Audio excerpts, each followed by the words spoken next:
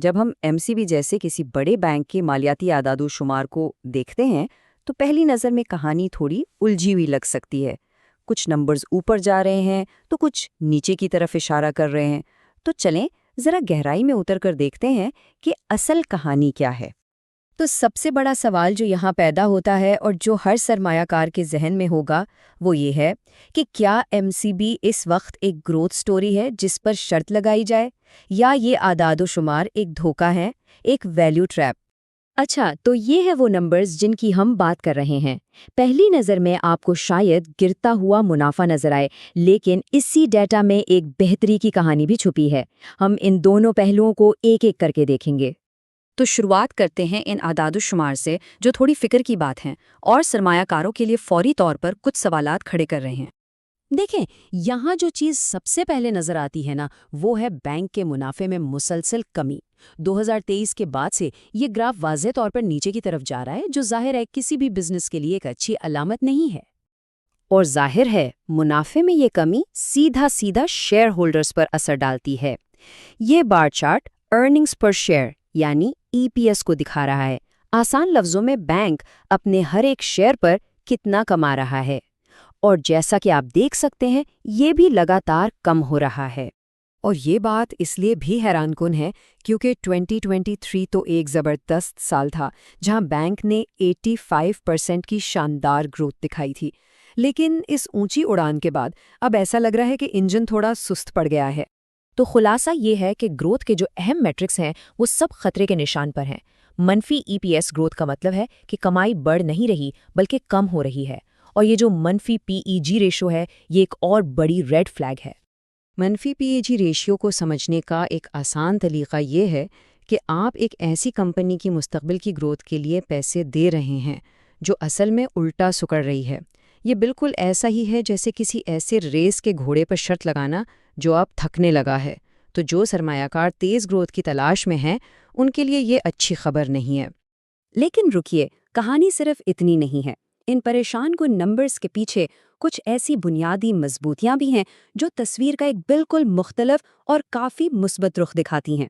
چلیں اب ان پر نظر ڈالتے ہیں۔ اچھا، 2024 میں ایک اور چیز نظر آتی ہے اور وہ ہے نیٹ پروفٹ مارجن میں کمی۔ یہ 15.70% پر آ گیا۔ اس کا مطلب یہ تھا کہ بینک اپنی کمائی کو منافع میں بدلنے میں تھوڑا کم مؤثر ہو گیا تھا۔ لیکن پھر آتا ہے 2025 اور یہاں صورتحال بالکل پلٹ جاتی ہے۔ مارجن 15.70% سے اچھل کر 18.44% ہو جاتا ہے۔ یہ ایک بہت بڑی بہتری ہے اور ایک انتہائی پازیٹیو سائن بھی، جو دکھاتا ہے کہ بینک نے اپنی ایفیشنسی کو بہتر کیا ہے۔ تو اس کا اصل مطلب کیا ہے؟ مطلب یہ کہ بھلے ہی بینک کی کل آمدنی کم ہوئی، انہوں نے اپنی آپریشنل ایفیشنسی کو بہت بہتر بنا لیا، یعنی انہوں نے اپنے اخراجات کو قابو میں کیا، جو اس مشکل ماحول میں ایک بہترین انتظامیہ حکمت عملی کی نشانی ہے۔ تو سوال یہ ہے کہ ایسا کیوں ہو رہا ہے؟ ایک طرف منافع کم، دوسری طرف ایفیشنسی بہتر۔ اس تضاد کی سب سے بڑی وجہ ہے پاکستان کا انٹرسٹ ریٹ سائیکل۔ چلیں اس ٹائم لائن سے سمجھتے ہیں۔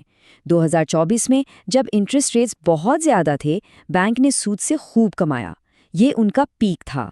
لیکن اب 2025 میں جب یہ توقع ہے کہ شرح سود کم ہوگی تو بینک کی بنیادی آمدنی پر سیدھا منفی اثر پڑ رہا ہے۔ اور یہ چارٹ دکھاتا ہے کہ مسئلہ اصل میں ہے کہاں۔ ایم سی بی کی آمدنی کا بہت بڑا حصہ سود سے آتا ہے، تو جیسے ہی شرح سود بدلتی ہے اس کا اثر سیدھا بینک کے منافع پر پڑتا ہے، کیونکہ ان کی جو دوسری آمدنی ہے وہ اتنی زیادہ نہیں ہے کہ اس کمی کو پورا کر سکے۔ تو ان ساری اچھی اور بری خبروں کو ملا کر دیکھیں تو ایک سرمایہ کار کے لیے اس کا کیا مطلب نکلتا ہے؟ کیا کرنا چاہیے؟ سب سے اہم بات یہ سمجھنے کی ہے کہ ایم سی بی کی انویسٹمنٹ پروفائل اب بدل رہی ہے۔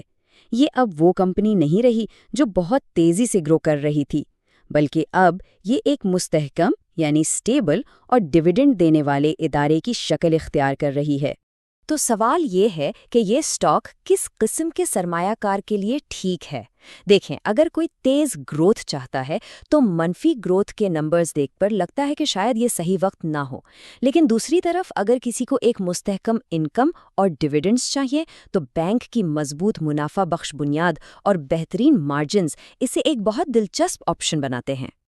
اچھا، تو آخر میں اگر MCB پر نظر رکھنی ہے تو کن چیزوں پر خاص دھیان دینا چاہیے؟ چلیں آگے کے لیے ایک چھوٹی سی چیک لسٹ دیکھتے ہیں۔ آگے بڑھتے ہوئے ان 4 چیزوں پر نظر رکھیں۔ سب سے پہلے پاکستان میں انٹرسٹ ریٹ کا ٹرینڈ، یہ سیدھا بینک کی کمائی پر اثر ڈالے گا۔ پھر بینک کے قرضوں میں اضافہ جو اس کی گروتھ کا اشارہ دے گا۔ تیسرا، غیر مارک اپ آمدنی میں اضافہ، یعنی بینک اپنی آمدنی کو کتنا ڈائیورسیفائی کر رہا ہے۔ اور آخر میں کاسٹ ٹو انکم ریشو جو اس کی کارکردگی یا ایفیشنسی کو ماپتا ہے۔ تو آخر میں کہانی یہ ہے کہ MCB اب ایک سپرنٹر نہیں رہا بلکہ ایک میراتھن رنر بن رہا ہے۔ اب سوال یہ ہے کہ سرمایہ کار خود کس ریس کے لیے تیار ہیں، ایک تیز رفتار دوڑ کے لیے یا ایک لمبی اور مستحکم میراتھن کے لیے؟